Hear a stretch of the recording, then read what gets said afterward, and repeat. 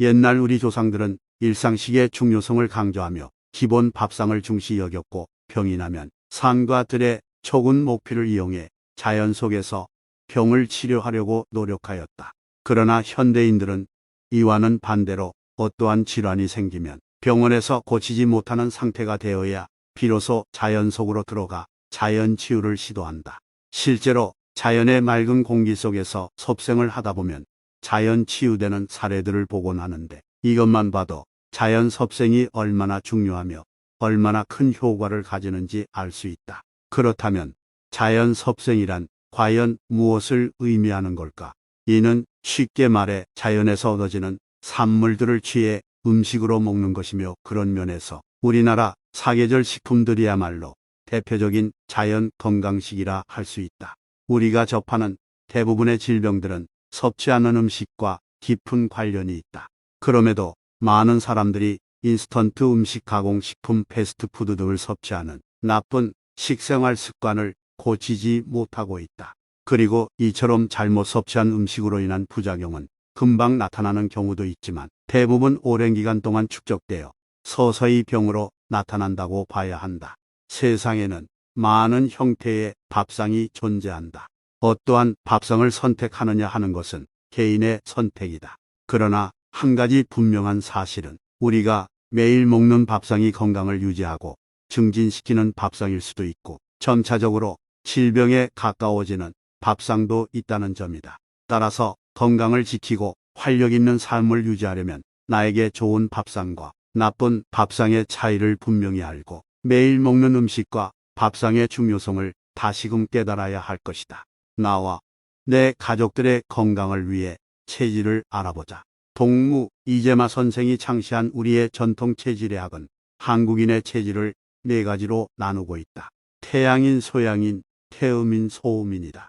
이는 우리의 전통 음양 사상에 기인한 분류로서 사람을 양과 음의 성질로 나누고 사상 체질로 분류한 것이다. 태양인, 폐 기능이 왕성하고 간 기능이 약한 사람으로 상체가 발달하고 허리 아래가 빈약한 경우가 많다. 남성적이며 사고력과 추진력이 강하다.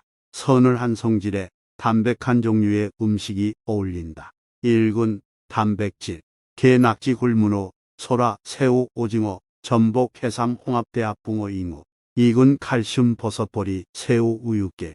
3군 비타민과 무기질, 상추, 배추, 샐러리, 순채, 시금치, 냉이, 달래, 토마토, 버섯, 모루, 달래, 앵두, 복숭아, 포도, 사과감, 오렌지, 파인애플, 바나나, 김. 4군 탄수화물, 메밀, 메좁쌀, 맵쌀, 청포묵, 옥수수.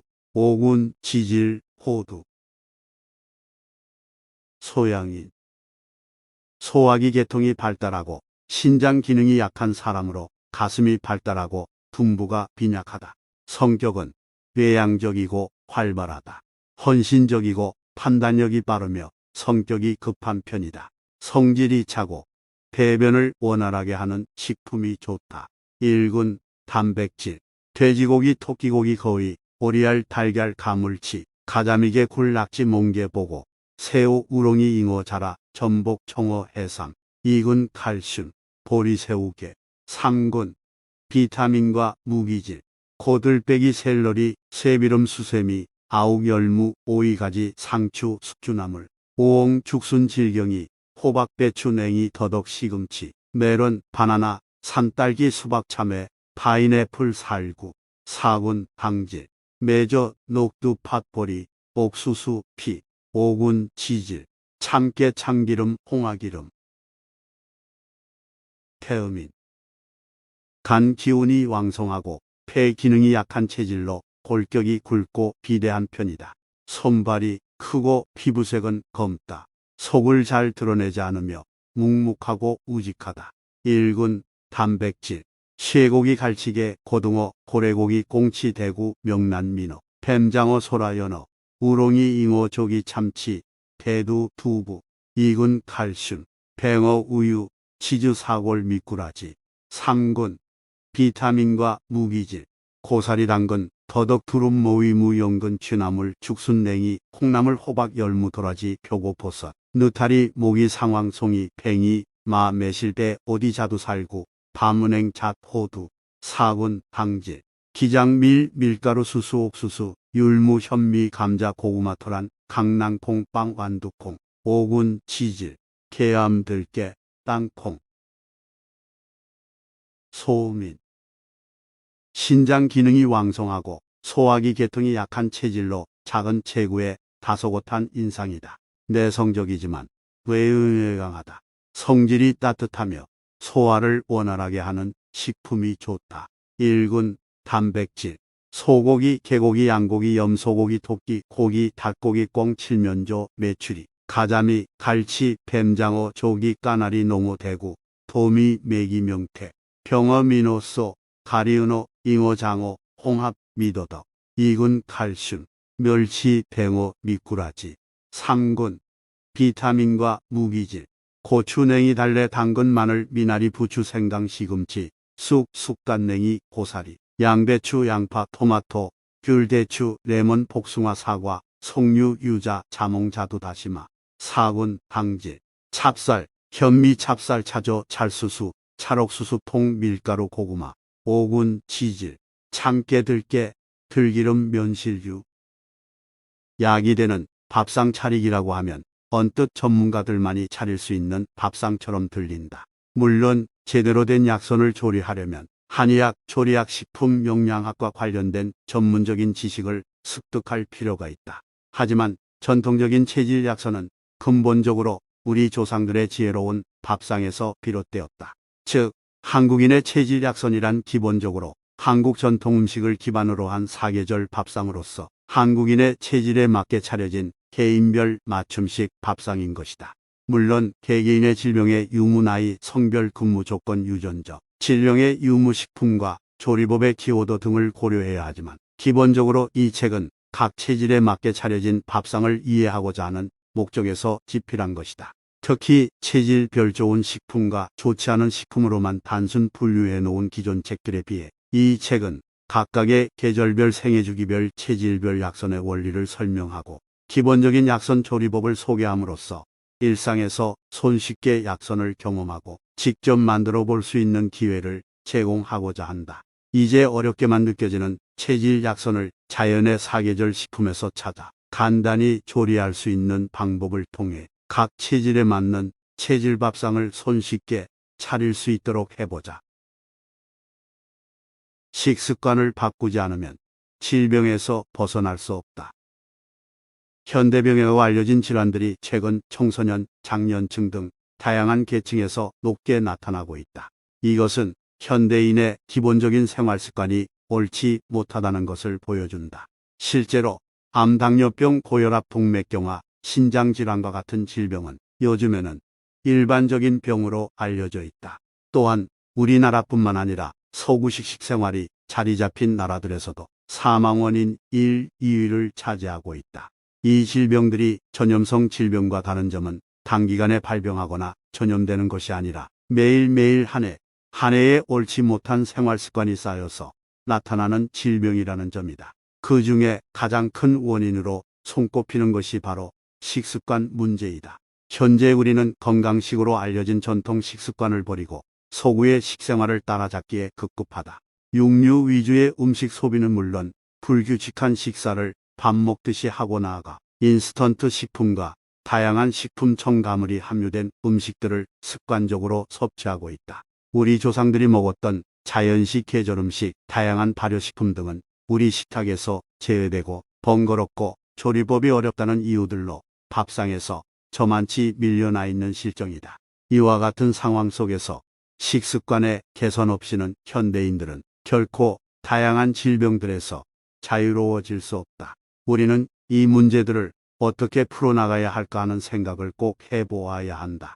대부분의 사람들은 병이 생길 때마다 자신의 생활과 식습관을 점검하기보다는 무조건 병원부터 찾는다. 그러나 현대의학의 처방은 세균성 질환에는 정답을 제시해 줄지 몰라도 생활습관으로 생긴 병에 대해서는 명쾌한 해답을 주지 못한다. 수북한 약 봉투를 포함한 여러 내외과적 수술 및 교정술 혹은 화학적 처방으로 인해 증상만 완화시킬 뿐 근본적인 치유는 어렵다는 것이다.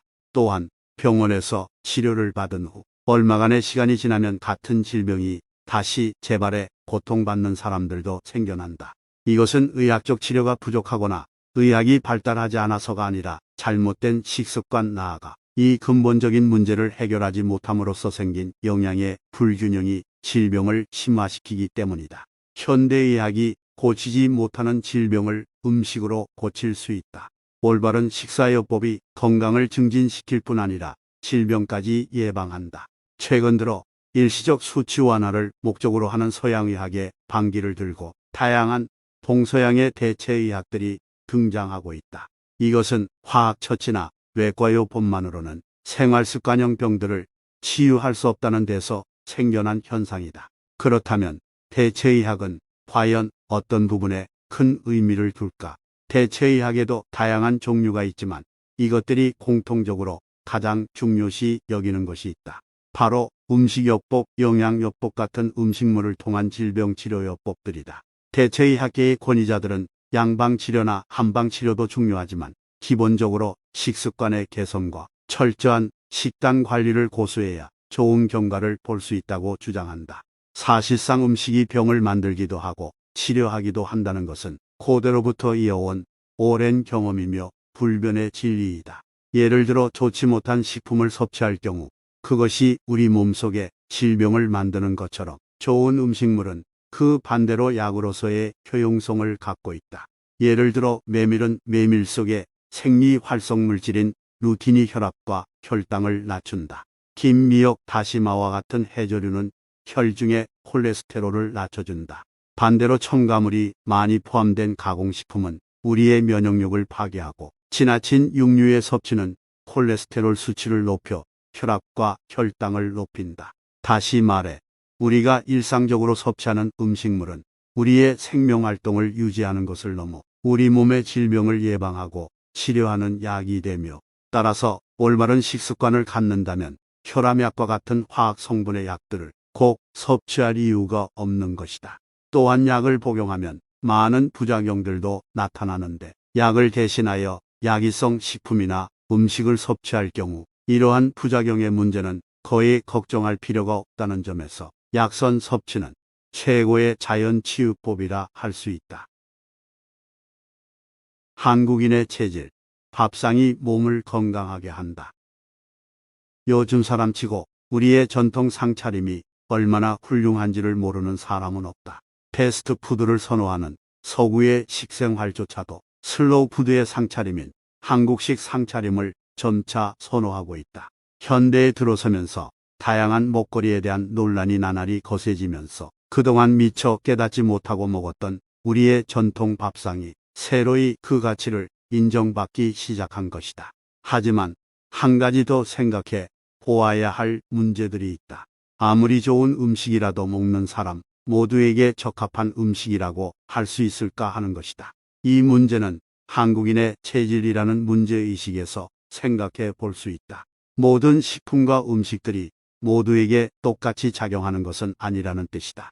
사람들에게는 각각의 체질이 존재하고 그 체질에 따라 이로운 음식과 이롭지 못한 음식이 구분된다. 예를 들어 닭고기의 경우 성미는 감온하고 귀경은 비경, 위경으로 들어가 비위 기능을 보호하고 정을 보충하며 술을 더하는 효능을 갖고 있다.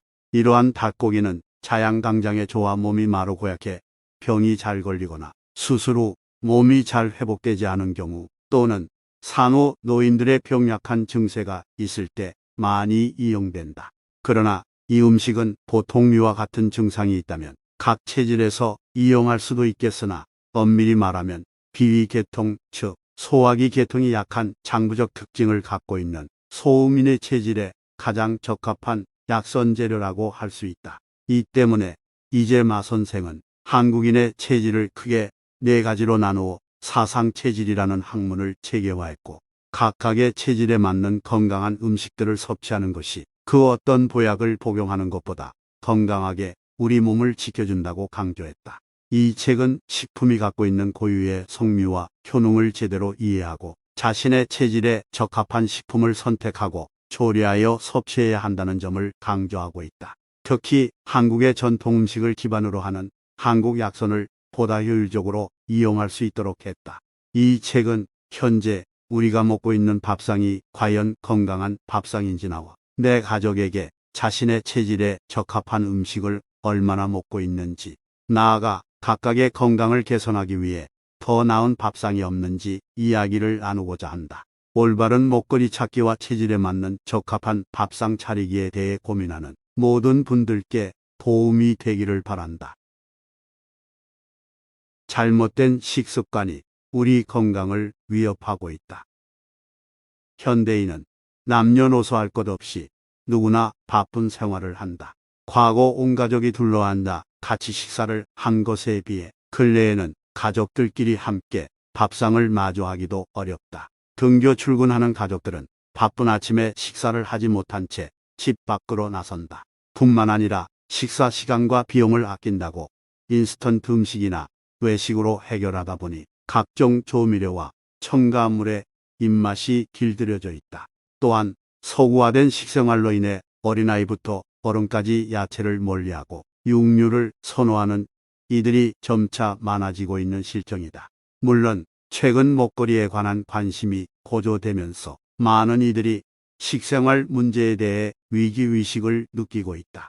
그러나 이처럼 잘못된 식생활이 우리 건강과 삶의 질에 얼마나 큰 영향을 미치는지를 알면서도 대부분의 사람들은 음식을 선택할 때 맛과 편의성만 생각한다. 앞으로 개개인이 스스로 섭생의 문제를 심각하게 받아들여 생활 속에서 개선을 실천하지 않는 한 먹거리로 인한 질병은 점차 늘어날 것이며 건강에 대한 위협도 높아질 것이다. 다시 말해 건강을 지키기 위한 첫걸음은 어떠한 밥상을 차려야 하는지에 관한 문제이고, 누구에게나 좋은 밥상이 아닌 나에게 가장 적합한 밥상을 차려야 한다는 것에 초점을 맞추어야 한다. 또한 이러한 건강한 밥상이 차려져야 하는 가장 기본적인 이유들을 살펴봄과 동시에 이를 위한 실천의 노력들이 필요하다. 우리 몸은 음식을 먹으면서 필요한 영양소를 섭취하게 되고 대사 후 찌꺼기를 배설하는 과정을 끊임없이 거친다. 태어나서 죽을 때까지 수없이 반복하면서 엄청난 양의 음식들을 섭취한다. 대부분의 나라들은 하루 3끼 식사를 하며 하루에 3번 차려지는 이 밥상 위에 수많은 식품들이 조리되어 식탁에 오른다. 인간의 평균 수명이 75세라고 생각해 볼 때 평균 1년에 1100번의 식사를 하게 되고 일생 동안 약 82,500번의 밥상을 받게 되는 것이다. 거기에다가 무심코 먹는 간식들까지 더한다면 평생 우리가 섭취하는 음식물은 거대한 산 하나를 만들 수 있는 양이다. 그렇다면 이처럼 우리가 일생을 걸쳐 섭취하는 어마어마한 음식물은 과연 우리 몸에 아무런 영향을 미치지 않을까? 우선 이 음식물들은 그때그때 우리 몸에 필요한 영양 성분을 제공하고 우리 몸의 일부를 구성하는 역할을 한다. 또한 몸속에서 다양한 방식으로 합성 분해되면서 질병의 원인이 되는 독소를 만드는가 하면 반대로 병을 치유하는 약효를 발휘하기도 한다. 즉, 평생 동안 좋은 식품을 선택해 적합한 조리법으로 매 끼니마다 알맞게 섭취하면 우리 몸은 지금보다 건강해질 수 있다. 반대로 몸에 맞지 않은 식품을 아무렇게나 조리해서 지속적으로 섭취한다면 질병의 위협을 받게 된다는 것을 꼭 기억해야 한다.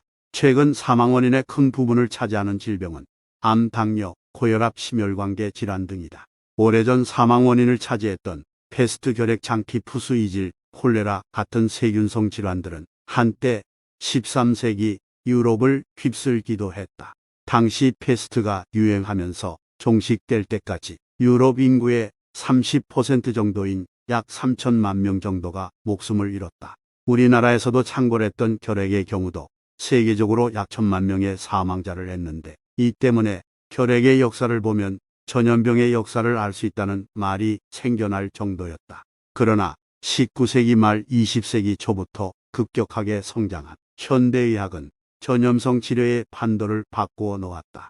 1928년 스코틀랜드 생물학자 알렉산더 플레밍경이 페니실린을 발명하면서 전염성 질병으로 목숨을 잃는 환자의 수가 급감하고 전염성 질병도 점차 쇠퇴기에 접어든 것이다.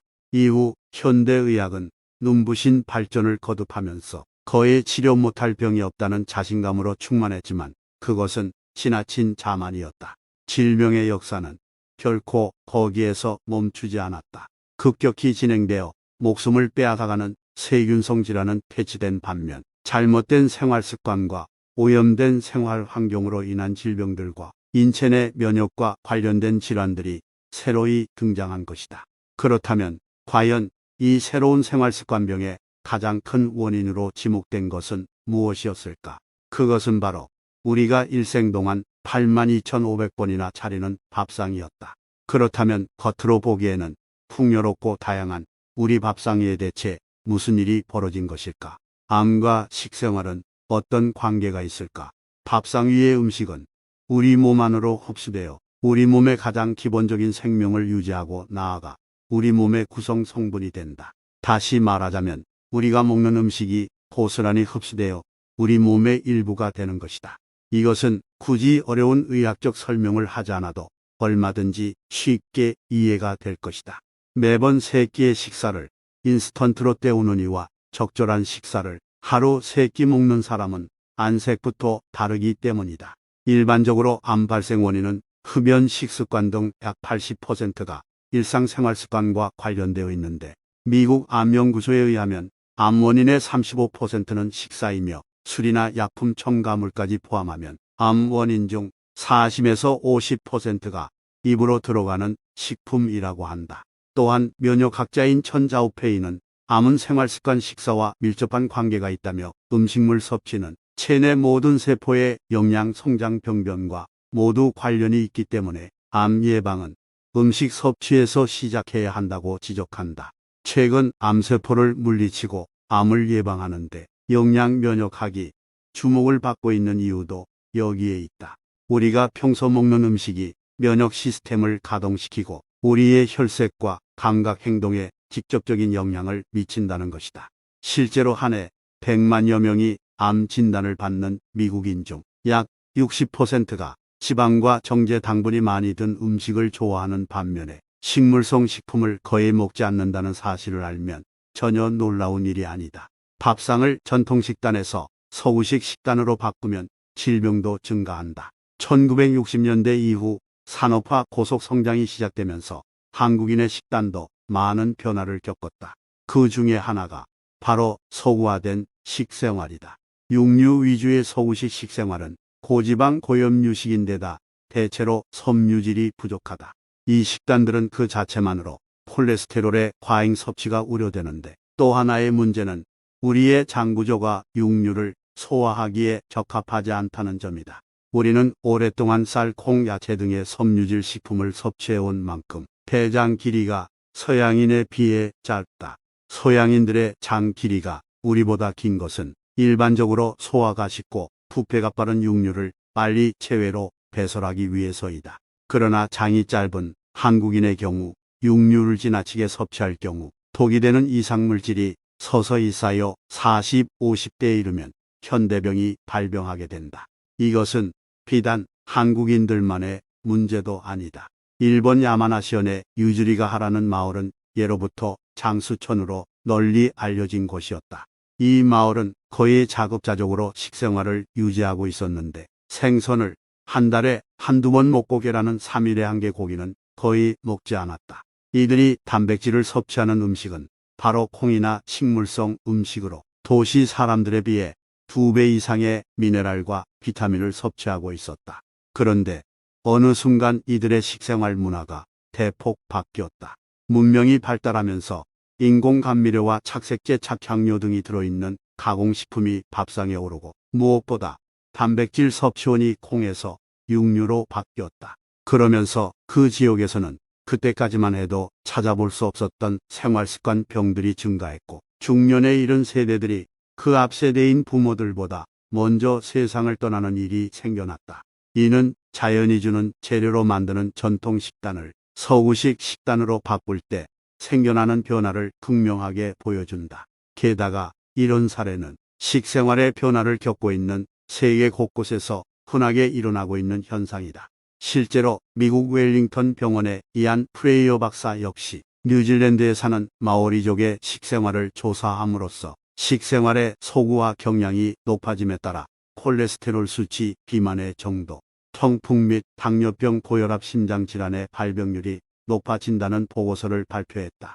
이는 식생활과 건강 사이에 적절한 균형을 이루고 살던 이들이 문명화의 바람에 밀려 전통식을 버리면서 건강까지 잃어버린 안타까운 사례일 것이다. 주부의 장바구니 바뀌어야 한다. 1977년 미국이 국가적 차원에서 발표한 식생활 개선 보고서인 맥거번 리포트에는 식생활과 관련해 이런 내용이 적혀 있다. 암이나 심장병 등 만성질환은 육식을 중심으로 한 잘못된 식생활 때문에 생긴 식원병인 만큼 약으로는 낫지 않는다. 현대의학의 선두를 달리고 있는 나라가 국가적 차원으로 이런 보고서를 발표했다는 것은 여러모로 큰 의미가 있다. 물론 식생활을 건강하고 균형 있게 지켜가는 일은 많은 노력을 필요로 한다. 그러나 하루 3끼 식사를 제대로 하는 것만으로도 그것이 주는 가치는 얼마간의 돈보다 훨씬 크다. 그럼에도 사실상 우리의 현실은 그렇지 않다. 50년 전 우리나라 전체 가계의 생활비 중에 50%는 식품 구입에 사용되었다. 그런데 지금은 식품 구입비가 전체 지출의 20%가 채 되지 않는 상황이다. 차 구입비, 사교육비, 문화생활비는 꾸준히 증가하고 있는 반면 먹는 음식에 대해서는 깐깐하지 않은 셈이다. 예를 들어 요즘 대부분의 사람들은 농약과 첨가물로 범벅이 된 가공식품과 채소들을 아무렇지 않게 사 먹고 식품의 질에 대해서는 크게 고민하지 않는다. 배가 고프면 식품 첨가물 덩어리라고 할 수 있는 인스턴트 음식들을 거리낌 없이 사 먹고 지나친 단백질 식품으로 비만한 아이들의 식습관도 딱히 교정하려 하지 않고 있다. 그도 그럴 것이 가공식품이나 일반 재배 채소처럼 대량 생산되는 제품들은 일단 값이 싸고 조리하기도 쉽기 때문이다. 또한 어느 집이나 이런 음식들을 보편적으로 먹고 있기 때문이다. 실제로 대량 재배 농법이 일반화된 지금은 제대로 된 무농약, 친환경 야채나 전통 먹거리를 구하려면 일반 마트에서 파는 음식들에 2~3배 이상의 지출이 생길 수밖에 없다. 예전에는 밭에서 굴러다닐 정도로 많았던 먹거리들을 비싼 돈을 주고 사 먹어야 하는 현실은 안타깝지 않을 수 없다. 그러나 오늘의 옷 한 벌, 구두 한 켤레를 줄이고 그것으로 더 건강한 먹거리를 사서 정성스레 조리하는 일은 그 돈의 지출 이상의 효과를 가져다 준다. 건강해지고 싶다면 나와 내 가족들이 일상적으로 먹고 있는 식단을 반드시 점검해보고 그 안에서 장바구니의 혁명을 도모해야 한다. 그것이 그 어떤 병원 약보다 효과 좋은 건강의 첫걸음임을 반드시 기억해야 한다. 음식에는 독과 약이 공존한다. 음식을 먹는 행위에는 2가지 의미가 있다. 첫째는 생명을 유지하기 위한 본능에 충실하게 그날그날 필요한 영양소를 음식물에서 얻는 것이다. 2번째는 자신의 몸 상태에 걸맞은 적절한 음식물을 섭취해서 질병을 예방하거나 병을 치유하기 위함이다. 예로부터 한방의학이 발달한 중국에서는 음식물 속에 독이 있는 반면 이 음식물의 질병을 치료할 수 있는 가장 훌륭한 약이 포함되어 있다고 믿었다. 비단 중국만이 아니다.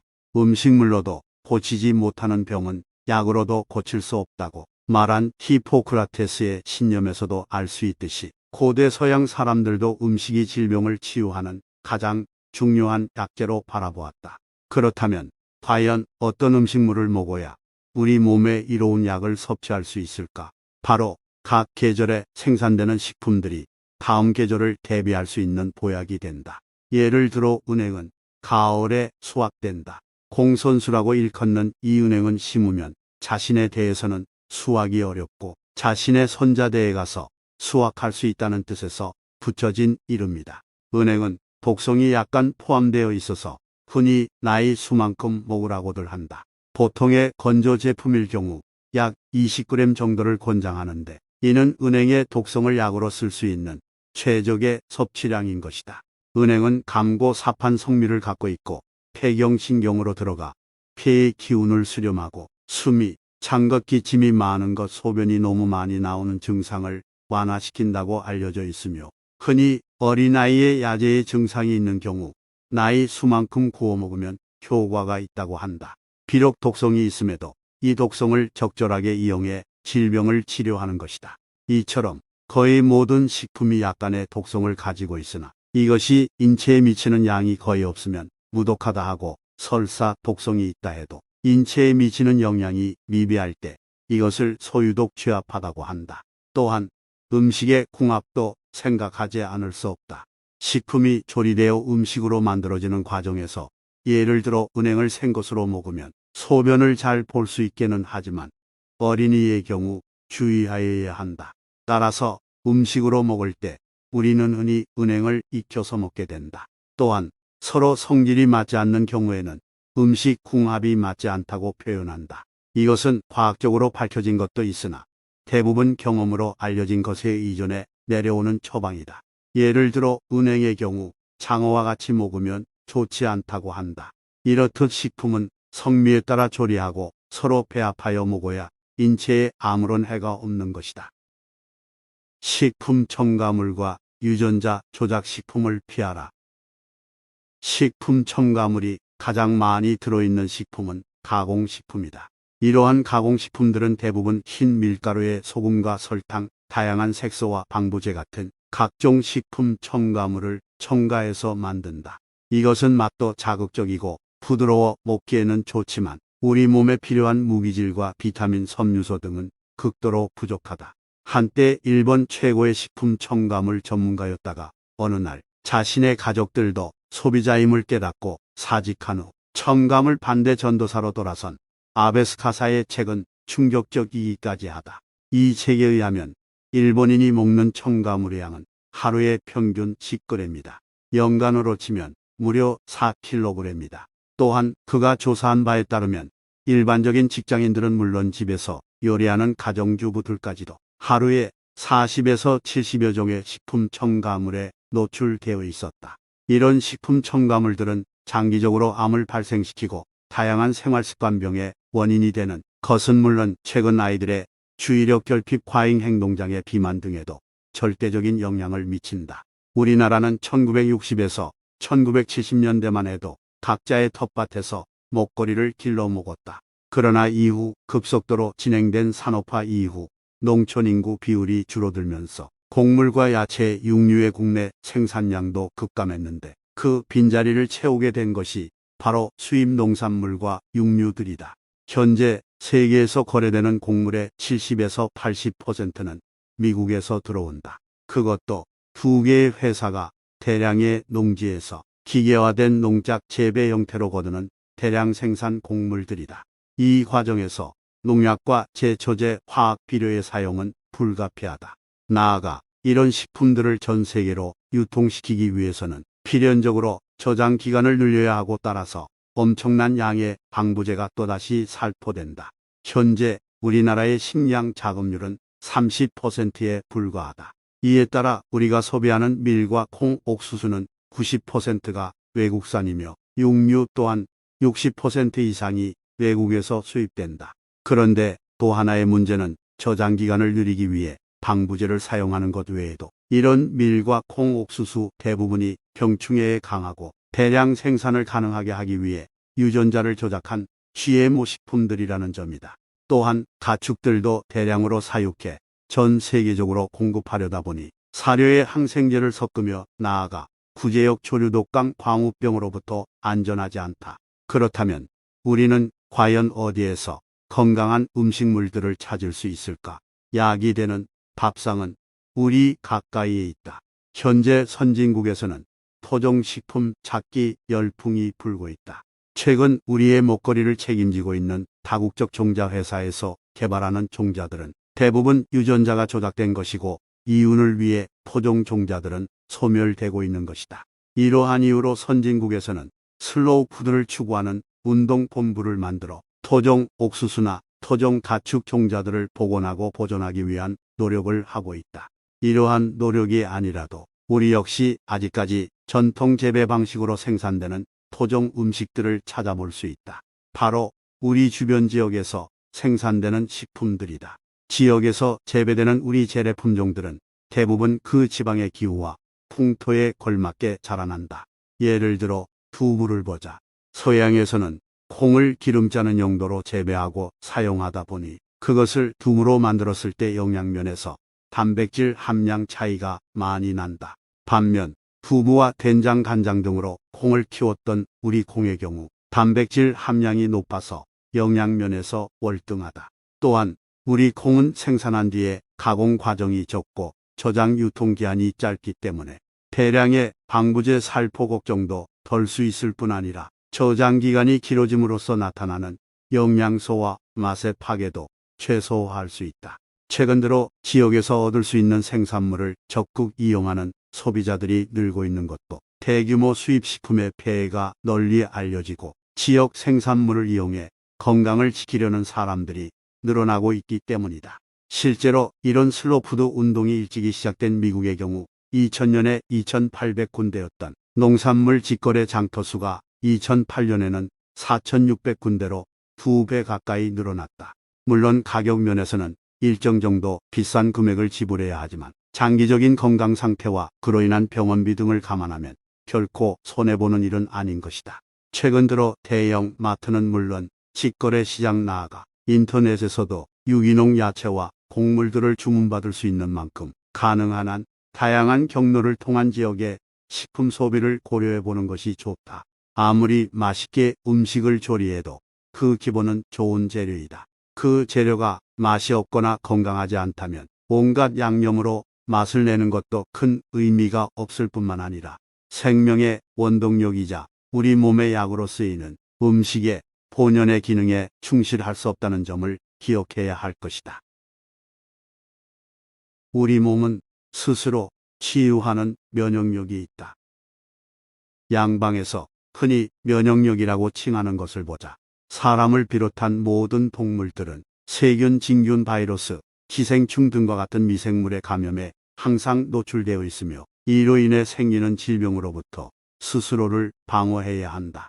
면역이란 바로 이때 인체가 스스로를 지키기 위해 생체 내에 침입한 이물질을 식별하여 대항함으로써 우리 몸을 보호하는 방어 체계를 의미한다. 그리고 이를 양방에서는 백혈구 수치로 측정하고 면역력이 낮을 경우 일반인보다 백혈구 수치가 떨어진다는 표현을 사용한다. 한편 한방에서는 면역이 떨어지거나 질병이 나타나는 증상을 기혈호 상태, 인체의 장부가 허약해진 것으로 보고 내적 요인, 외적 요인, 갑작스런 사고 등에 의한 불회내 인 등으로 나누어 살핀다. 예를 들어 아침에 일어나기 힘들거나 몸이 축 처지는 등 극심한 피로감이 느껴지는 증상은 몸 안에 원기가 빠져나가서 면역력이 떨어진 상태인 기호다. 또 가슴이 두근거리고 불안 초조한 상태는 혀로 몸이 냉하고 추위를 잘 타는 상태는 양어 침이 자주 마르고 피부가 건조한 상태는 음화 등이 모두 몸에 뭔가가 부족한 상태를 의미하는 것이다. 이럴 경우 한방에서는 몸에 부족한 상태를 채워주는 치료를 우선하는데 혈액순환을 돕고 몸을 이완시키는 침이나 뜸, 한약 치료 등이 그것이다. 반대로 자주 어지럽고 편두통이 심한 경우, 구토 증상이 있는 경우, 몸이 잘 붓는 경우는 인체 내에서 발생하는 찌꺼기나 노폐물 등이 몸 밖으로 빠져나가지 못하고 몸 안에 쌓인 상태로서 과도한 음주, 과로, 불규칙한 식사, 오염된 환경, 인스턴트 음식의 과다 섭취, 운동 부족 등으로 인해 면역력이 저하되면서 나타나는 증상이다. 이 경우에는 넘치는 것을 덜어내주는 치료를 한다. 침을 통해 막힌 혀를 뚫어주거나 좌운이나 뜸을 통해 인체 내에 노폐물이 몸 밖으로 나가도록 하는 치료 등이다. 단순히 증상을 완화하는 약물 투여나 외과적인 시술, 이전의 침뜸과 식이요법 등 다양한 방법을 사용해 허약해진 장부의 기혈순환을 도와 우리 몸의 균형을 찾고 자연 치유력을 찾아주는데 가장 큰 목적이 있는 것이다. 좋은 음식이 인체의 균형을 찾아준다. 면역력은 근본적으로 인체의 균형이다. 몸의 균형이 깨지면 우리 몸은 바이러스, 독소, 박테리아, 곰팡이 등에 대항해 인체를 방어하는 능력을 잃어버리게 됨으로써 질병에 쉽게 노출된다. 특히 한방에서 말하는 면역력 강화란 부족한 부분은 채우고 넘치는 것은 덜어내는 일명 플러스 마이너스 건강법을 기본으로 한다. 특히 이 같은 인체의 균형을 지키고 면역력을 강하게 유지하려면 무엇보다도 계절에 순응하는 생활이 중요하다. 바로 동의보감에서 말하는 양생법이 그것이다. 더불어 동의보감에서는 버섯류, 인삼, 야채류, 과일류 등의 면역력을 높이는 음식을 많이 섭취할 것을 강조하고 있다. 그렇다면 동의보감에서 말하는 약이 되는 음식은 구체적으로 어떤 것들일까? 일단 동의보감에서는 고량 진미와 뜨거운 음식을 멀리 하라고 권한다. 지방 함량이 높은 고량 진미와 지나치게 뜨거운 음식은 피를 탁하게 만들어 혈중의 콜레스테롤과 중성지방 수치를 높인다는 것이다. 반면 채소 위주의 식단은 혈관을 맑게 하고 혈액순환을 촉진시켜 양생을 돕는 역할을 한다고 한다. 또한 규칙적인 식사와 소식 시고 쓰고 달고 맵고 짠 5가지 음식 맛의 조화를 잘 지키는 것도 동의보감이 말하는 건강한 섭생법인데, 한마디로 요약하자면 규칙적으로 먹고 골고루 섭취하라는 의미일 것이다. 또한 아침은 적당하게, 점심은 든든하게, 저녁은 조금만 먹되 계절과 날씨와 잘 어울리는 음식을 섭취하는 것도 동의보감에서 말하는 유익한 섭생법이다. 예를 들어 여름에는 쓴맛이 나는 음식과 콩류, 봄에는 신맛을 즐기고 보리 음식을 많이 먹고, 가을에는 신맛과 참깨가 들어간 음식을, 겨울에는 짠맛과 수수가 들어간 음식을 즐기라고 권한다. 그렇다면 동의보감에서 이처럼 음식을 강조했던 이유는 무엇일까? 그 답은 어렵지 않다. 바로 이 음식들이 우리 몸의 면역력, 나아가 몸 전체의 균형과도 밀접한 연관을 가지기 때문이다. 실제로 동의보감에서 말하는 면역력과 음식의 중요성은 양방에서도 동의하는 부분이다. 예를 들어 양방에서도 우리 몸의 균형을 잡아주는 대표적인 음식으로 과일과 채소류 등을 꼽는다. 그것은 이 음식들의 많은 비타민, A, C 등이 항산화 작용과 함께 면역력을 높여주기 때문이다. 특히 바나나는 백혈구의 구성 성분인 비타민 B6와 면역을 증강시키고 항산화 작용을 하는 비타민 A, 베타카로틴 등이 풍부하게 포함되어 있어 노화를 방지하고 면역력 향상에 도움을 준다. 돌나물, 참나물 등의 나물류와 브로콜리 등도 마찬가지로 면역력을 키워주는 음식으로 손꼽힌다. 그리고 한 양방 모두가 꼽는 건강식 중에 하나가 바로 우리의 전통 발효식품인 김치이다. 이 김치는 말 그대로 종합면역 증강 음식이라고 해도 과언이 아니다.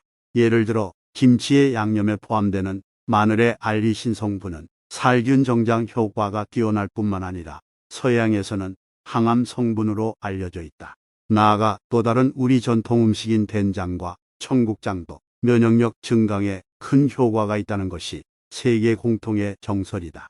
이 청국장과 된장에 포함된 홍해 발효 물질은 혈전을 분해하고 암 세포의 발생과 성장을 억제하는 것으로 알려져 있다.